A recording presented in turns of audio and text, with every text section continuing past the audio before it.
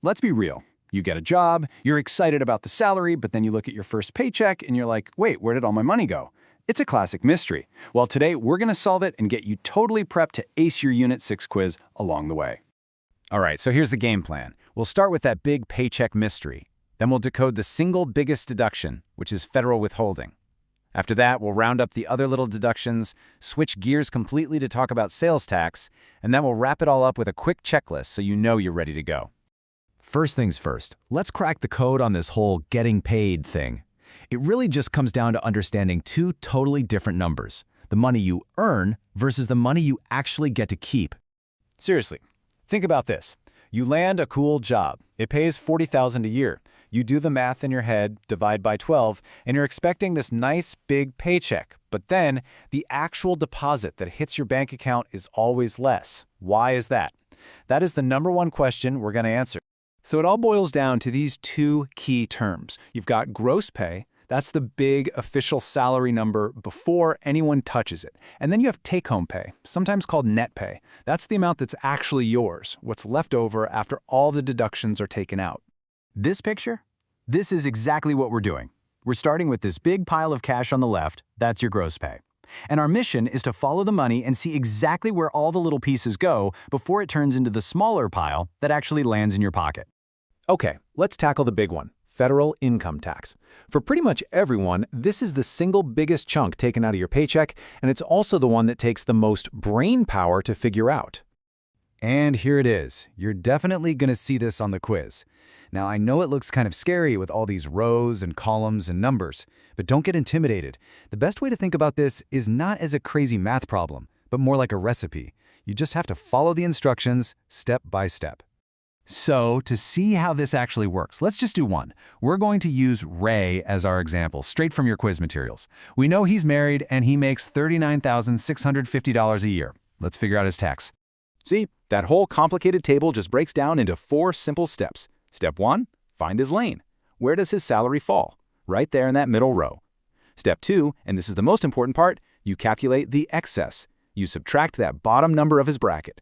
Step 3, now you can multiply by the percentage. And finally, step 4, you just add on the base tax. And boom, that's his annual federal tax, $3,862.50.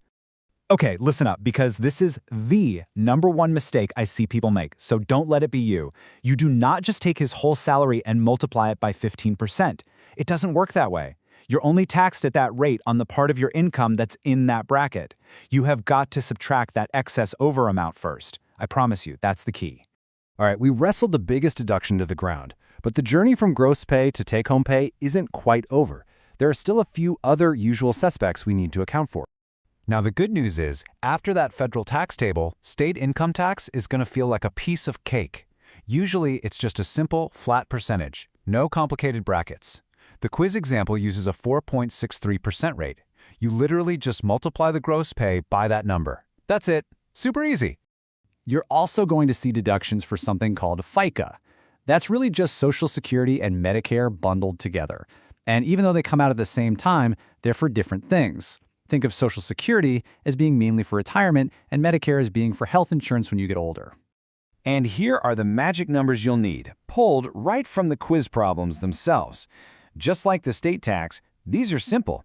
You just take the gross pay and multiply it by each percentage to figure out how much comes out for each one. Okay, one last term you need to know is unemployment insurance. Now listen carefully, this one is different. It is not a deduction from your paycheck. It's actually a safety net program that your employer pays for. All you need to know for the quiz is what it is. It's there to provide you some income if you ever lose your job.